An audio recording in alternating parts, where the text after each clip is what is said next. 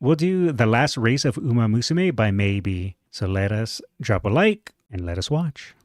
2020, as the world was in the COVID lockdown, on the field with no audience, something big was happening. As I continued to ride her legend, two exceptional horses emerged on the classic, each winning 2 legs of the classic undefeated. Like I, both talented, both were master of Tokyo. Racing fans were electrified by the potential showdown, and in the autumn of 2020, the racing world entered 3 consecutive weeks of pure madness. Flower of the Triple Tiara. Oh, Daring Tech. Okay, is this going to be that one race where I forget exactly, but I think it was 3 undefeateds in Almond Eye? I think this is going to build up to.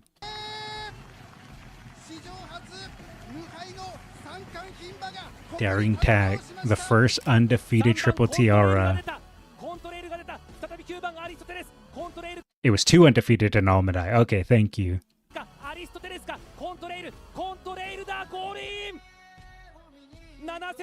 The undefeated Triple Crown is complete.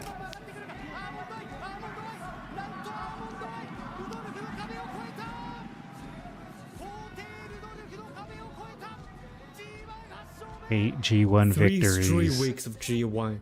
3 straight weeks of impact, a succession of historical feats that sent fans into a frenzy. An undefeated Triple Crown and an undefeated Triple Tiara were born in the same season, and they were about to challenge the strongest active champion simultaneously. All of these would take place on the most iconic track, 2400-meter Tokyo racecourse. Imagine having tickets for this race and being there live on this day. Absolutely legendary. It must have been a freaking dream being there live.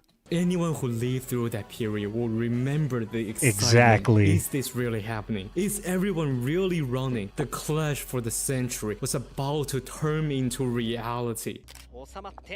What, people? It was 2020 COVID. Right. I always forget about that. Well, rip. After it began, Kiseki was doing Kiseki thing. Almond Eye locked right at the pace. For the first time in 2 years, her odds drifted above 2.0 because the horses behind her was Daring Tech, the undefeated Triple Tiara, and the second favorite Contrail, the undefeated Triple Crown. But odds mean nothing once the gate opened. Hype means nothing on the result. If you ask any analyst before the race on who would win, almost everyone would give you the same answer. Not because the others were weak, but because they were competing against Almond Eye. Witness this race. Celebrate this race. You and I are both witnesses to history. This race is so freaking legendary, man. Look at that.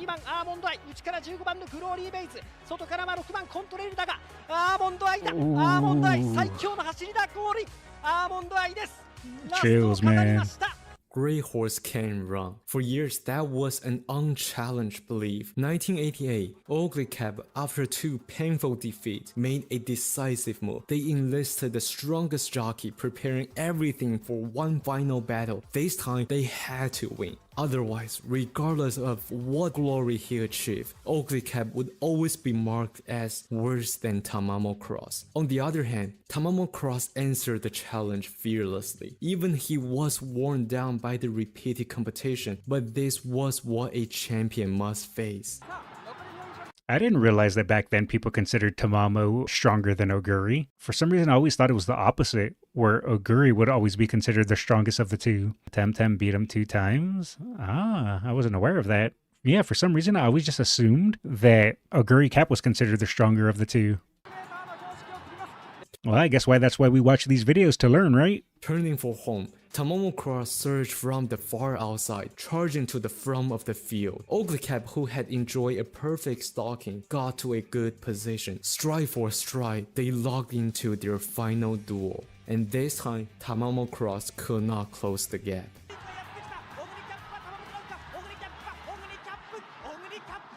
Oguri Cap held by half a length. With that, the story of the White Lightning came to its end. 1988, two great horses shattered expectation and sent shockwave to the sport. A racing fever slowly began. In Oguri Cap's story, the final boss is meant to be defeated, but in Tamamo Cross's story, the former king must pass the crown to the future. Yep, that's usually how it goes.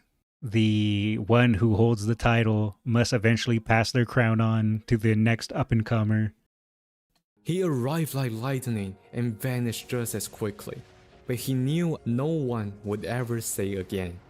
They changed history entirely by completely erasing that stigma to Tamamo Cross and Oguri Cap. The friggin' legacy that they left behind, man. Horse can run. The final race of Manhattan Cafe can only be described as complicated. Victors in the Kikasho and Alimakinen suddenly turned him into the brightest star of his generation. He came to the stage late but powerful, shutting down people's lingering fantasy of the Phantom Triple Crown. Jesus, that artwork. But around the same time, another huge event took place. Sunday Silence passed away. In the eyes of the owner, to repay Sunday Silence for what he did, we must have the glory of his name It's alright, we were looking respectfully. Shine outside of Japan, like the Ark, not Breeders' Cup. To be honest, it felt more like finding a justification, not a calculated campaign. The co-owner naturally rejected. They still lack systematic European facility to challenge the Ark. What's more, even domestic travel posed challenges for Manhattan Cafe. When the decision was split, the final decision fell to the trainer, who was the jockey of Sakura Laurel, a horse that was meant to run in the Ark, only for his dream turned into regret just before the race. Perhaps driven by obsession, the final vote became 2-1.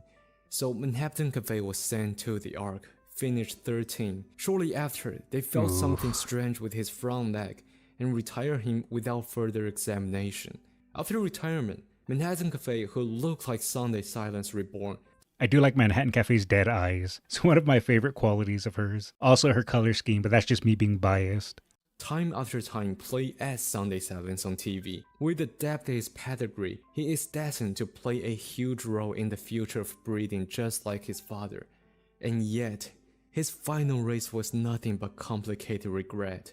For someone who just reached his prime, his career was abruptly stopped by the Ark Challenge. Repaying Sunday Silence, what a grand dream! But had anyone truly considered whether their horse could actually win the Ark? One of these days, a Japan horse will win the Ark, and I will witness it. Not in person, but I will witness that race, and I will react to it. When Eishin Flash won the Tenno show, as the Emperor and Empress waved in congratulations, the Italian jockey partnered with a semi-German horse, giving the highest bow before the Japanese Tenno. This image was immortalized as a monument standing in Tokyo, becoming one. That is a cool photo, though. No one can't tell me that photo doesn't have absolute peak aura. Look at that. One of the most unforgettable moments in the sport. And at the age of 6, this Derby horse finally decided to retire. Japan Cup 2013. 3 years ago, under the same setting in Derby, he exploded with the fastest final 3 furlong in Derby history. His generations was crowned as the strongest generation. And now 3 years later, alongside his fellow star Tosin Jordan, they stood face to face with the true strongest generation. When the race began, Versatility was interrupted. Therefore, Eishin Flash, the horse famous for his late kick, found himself leading the pack for the first time in career. However, leading was clearly not his art. As they turned for the final stretch in this cruelest racecourse for frontrunner, he could only watch others sweat past him one by one. Witnessing Gentle Donut became the first 2 times JC winner. Eishin Flash finished his worst Gassed career out. I remember that run. Racecourse where he had once So unfortunate. Everyone. The place he bounced back from the rock bottom to the top. The place his image was forever etched into this place. Eishin Flash retired So 10th. impressive. Today, this German maid had retired from stud peacefully, but there's no more regret. Because the Japan Cup he once left with regret, his son, Vela Azo, claimed the victory with a flash of his legacy. Oh, that's cool. I wasn't aware of that. That's more interesting lore that I will stuff in my brain and hope to remember. Completing the story Eishin Flash left behind. That's a nice little conclusion to the story there, though. Although the father couldn't win that race, the son did. Got revenge for his old paw. Oh, and there is one thing he can brag about in that race. The second favorite of that Japan Cup. Gold Ship finished 15th. The second That's just Gold Ship, you know? Sometimes Gold Ship locks in, sometimes Gold Ship has fun. You just don't know which Gold Ship you're getting. last race of Rice Shower has a special place in my heart. At the time when so many people wrote him off, Rice Shower once again shocked everyone. In the final stretch, the runner-up came flying down the outside. The jockey was already celebrating, and yet Rice Shower, with the very last drop of strength, in millimeters, held the other off and shined in the stage of Kyoto after 2 years of a struggle. ステージジャンプさあライスシャワー先頭2番手からステージジャンプ萩野リアルキングさあライスシャワーステージジャンプ萩野リアルキングゴールイン Back then, the entire sport was dominated by the new Triple Crown Narita Bryan. Everyone was searching for a new challenger, and this win reminded everyone of that assassin who took down legends. But this time, the bull had transformed into cheers. If only There we go. the story could end it here. This year is the 100th anniversary for the Kyoto racecourse. A place famous for its hill, a place demand high intelligence from a horse to control their speed and work with their rider. And this is exactly why Rice Shower was called the genius of Kyoto racecourse. Because the usual Hanshin racecourse was impacted by the earthquake, Takara's Kinyan that year was held in Kyoto, a place that is deeply intertwined with Rice Shower. It was here he shattered Bourbon's Triple Crown, earning the unjust label as a villain. It was here he denied Mejiro Queen's legacy, drawing even more resentment. It was here he miraculously came back, finally receiving the blessing and cheers he deserved. And it was also here his life came to an end. And he deserved those cheers from the start because the best racer of that day deserves their win. And it was cruel for the people not to acknowledge that. But of course, people wanted the legacy and the stories to be told as were expected. And of course, those that bet money were going to be pissed. But that's obvious because, you know, they bet money. But poor Rice Shower. At least she's getting the love and attention she deserves in the game. And the actual horse gets love and attention now, at least from a global audience due to the game. In real life, he was once portrayed as a villain. In anime, he was crowned as a hero. In my heart, he never was a villain, nor did he ever need to be a hero. I only wish he could have run as happily as ever. After a year-long layoff, Digital returned to finish his career. Although not in his prime, he stayed true to his fashion. Disappointed in dirt, switched back to turf and broke the course record. No longer good on turf, switched back to dirt and finished second. Still not good enough? Let's go back to turf again. The next race of Digital is truly like the strategy of Top Gun. Unless the race begins, you will never know what position she will be at.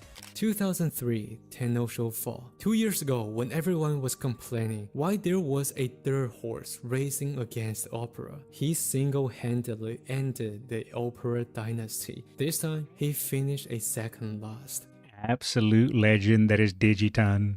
Everyone knew the next race would be his final goodbye. Looking back in history, rarely do we have a horse strong in both turf and dirt, but even more rarely do you get Agnes Digital, a horse constantly switching around all distances and all surfaces. Thus said, people did not expect it to be Arimakine, the longest distance for him to ever run.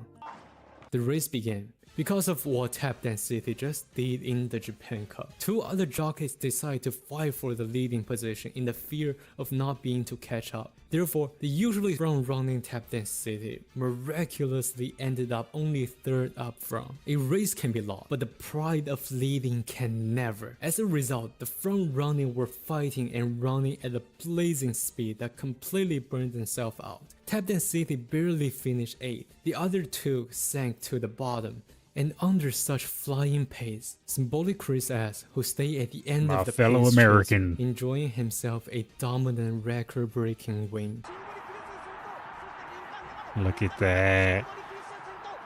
Look at that. As of Agnes Digital, she was fangirling over Chris S and finished his career 9th. Same, Digitan, same. After the reign of TM Opera, the history of Japanese racing was in competitive chaos. Everyone wanted to be that hero of ages, and among the chaos, Agnes Digital was certainly the most accomplished one. G16 win is the resume for this self-acclaimed normal Umamusume. Unlike others who win under one certain condition repeatedly, none of these victories are the same setting: turf and dirt, Japan and overseas, mile and mid-distance. If you only know her from the game, you will be hard to imagine this hentai girl was actually hentai.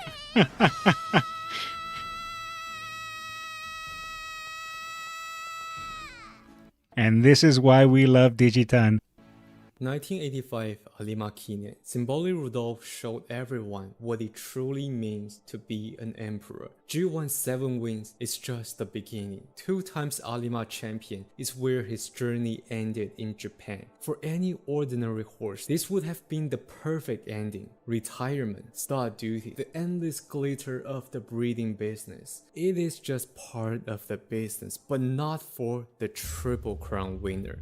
A Triple Crown in Japan is not the ultimate glory, or to put it better, it does not just mean glory. I was about to say, wait, it's not, but never mind, he's explaining. It means a greater responsibility. The following year, Symboli Rudolf set his sight overseas to prove that Japanese racing could stand shoulder to shoulder with the world, with the arc being one of the goals. But his owner decided that he should first travel to the US to adapt to foreign conditions. Therefore, it caused a lot of conflict within the team. As a result, in his first and only overseas race, Symboli Rudolf suffered a tendon injury. In the international stage, the emperor retired. Before he could begin his journey, the overseas campaign was already ended. Yet that single step beyond... That is really depressing.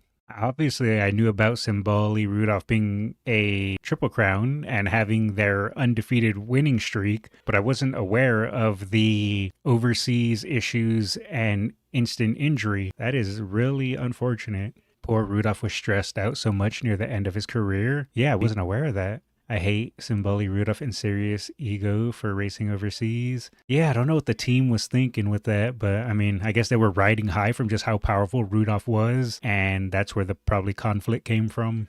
Japan was a turning point in history. Symboli Rudolf became the first to show that being a Triple Crown winner is not the end. It is only the beginning. Even wounded, even in unfamiliar, in adverse condition, the Triple Crown must face the challenges. If the Emperor refused the challenge, then who else will? From that moment on, generations of Japanese racehorses follow in his footsteps, charging toward the world stage. No one sought excuses for Symboli Rudolf's defeat, nor did they pity his loss, because his mission became the torch passed down to future champions. From the moment he stepped onto the foreign soil, a new era began for Japanese racing, and many other Triple Crowns followed after him. Ooh, that was a nice cut right into the king of favorite. They were champions and pioneers in equal parts, paving the way for the future generations. So who will be the next to inherit the Emperor's will and once again challenge the world stage? After a redemption victory in the Japan Cup, the Great Empress decided to retire at the Alimakine when Buena Vista began her career, and it was supposed to be a regular debut. Among the top 5, 3 of them later became G1 champions. Even the remaining 2 were Derby's second place and G2 winner. This debut was later called the most competitive debut race in history. As if this has to have a proper ending, her final chapter demanded a stage even more grand. Dubai World Cup winner Victoria Pizza. Although Buena Vista is adorable, she sadly was a silver medal due to the Gold Clan.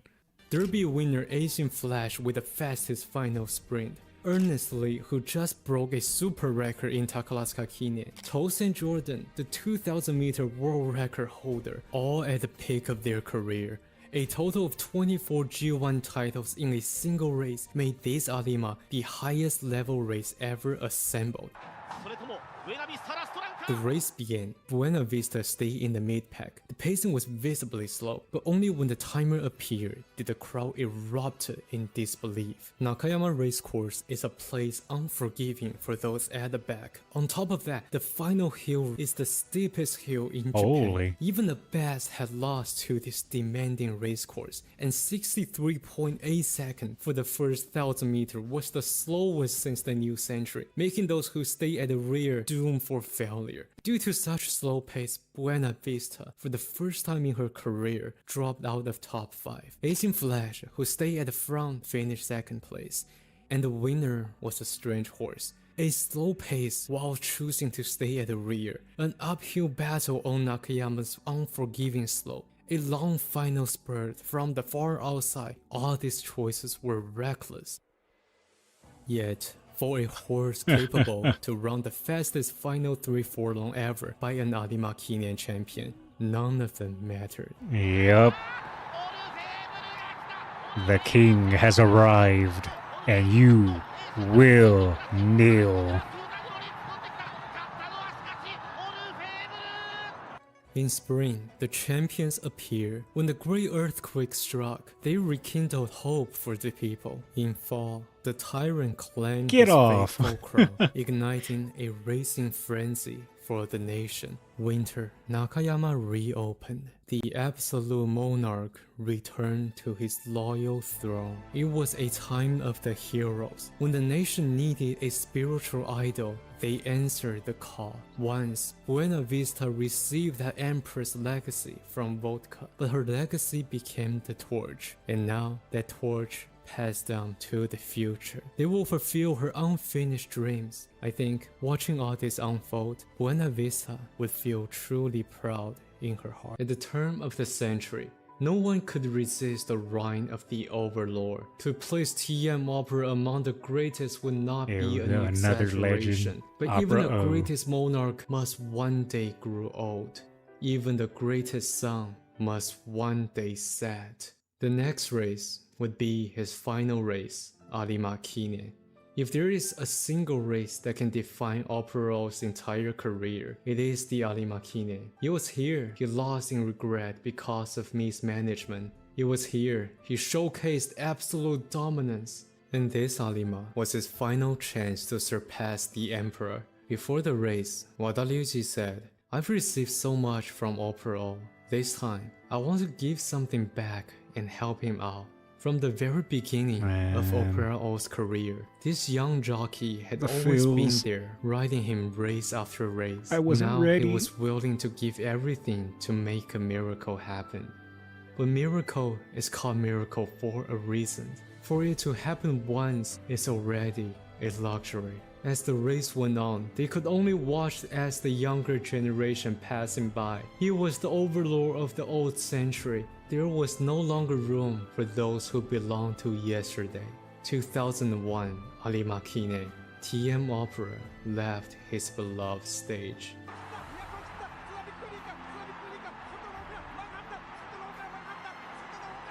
Man. The torch being passed Opero gave me everything, and I could not repay him. I want to become the a future. great jockey one day, one that is acknowledged by this horse.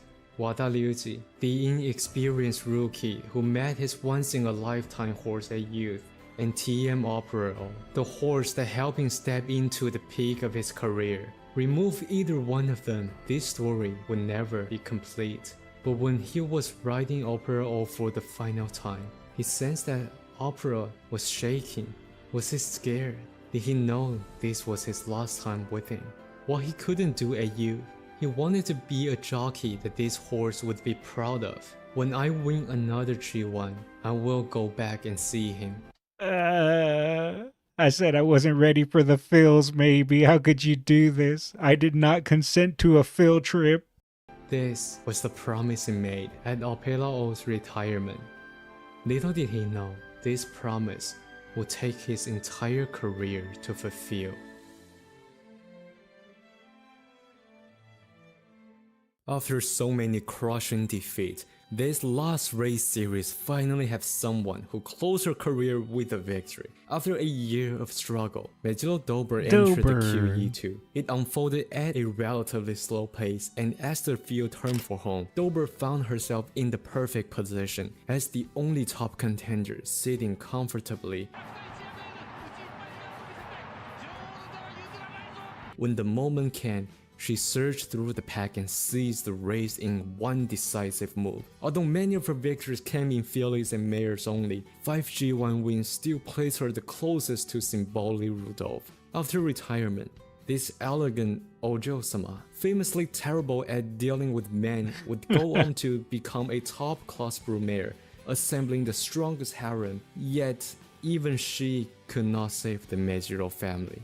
On the surface, the image of Mejiro Dober with the highest body count sounds amusing in the Umamusume setting, but beneath the humor was the shadow of a legendary family, desperately trying to reclaim its former glory. And the reverse harem. And eventually fading into the twilight. After completely awakening at the Takarazuka Kine, this gracious team had a difficult choice for her next race. Competing the traditional route for the autumn, they did not want to face up Almond Eye. Go to Hong Kong for revenge? This gracious was honestly too good to go back. So at the end, the team made a rare decision to the Cox Plate, with just a few reasons. I'm sorry, I just can't get over the race called Cox Plate. Like, I know I have the humor of an 8th grader, but why is it called Cox Plate? Like Cox Plate had incentive for her. He said it again. I wasn't ready to unpause into Cox Plate. And Carol was sending other horses to Australia, and trainer Yahagi had some connection with Australia. And Winx made a name for the Cox Plate. And Winx was retired. And the jockey was staying in lane. And Almond Eye was simply unbeatable in Tokyo. And Australia was warmer than Japan. And the plane ticket to Australia was cheaper. And wait. Oh, nice. These sound just like the voices in my head when I'm sitting there and, you know, I'm playing Umamusume. This is what I hear. No, the wedding ticket had nothing to do with the race. And the plane ticket is not cheap at all. Why is the plane ticket so expensive to Australia? Can anyone explain that to me? So with just a few reasons, Japan for the first time sent a top stayer to Australia. And just as expected, this gracious claimed an easy victory. But she could only run away from that horse for so long.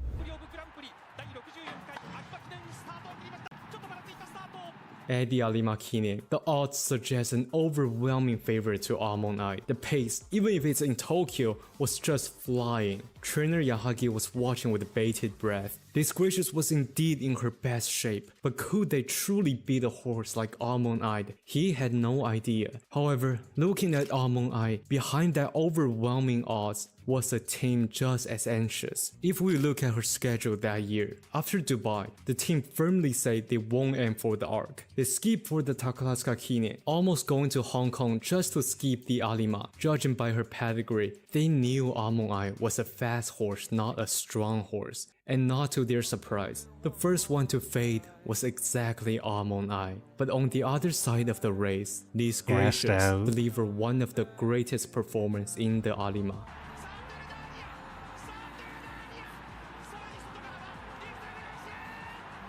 Jeez, look at that spurt.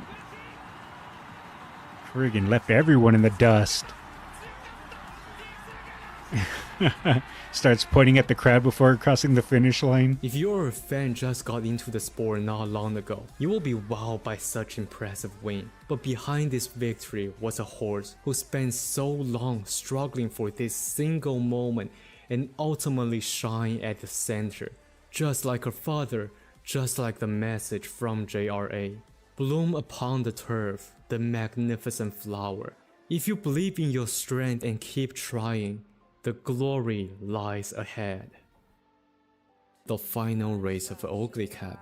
I could explain it technically. That is a the good slow one. pace turned the race into a battle of top speed, perfectly suiting Oguri Cap, who was essentially a miler. Or I could frame it as a story, a national idol who ignited Legendary Japan's race, second horse man. racing boom, rose from 2 devastating defeats, and delivered the most perfect finale. But instead, just listen to the voices of those who witness it. Oh, absolute cinema. My hands are in the air. Absolute cinema.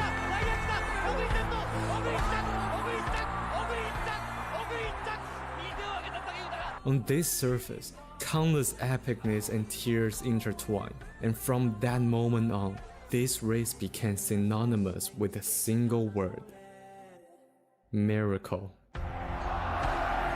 Oguri, Oguri, Oguri.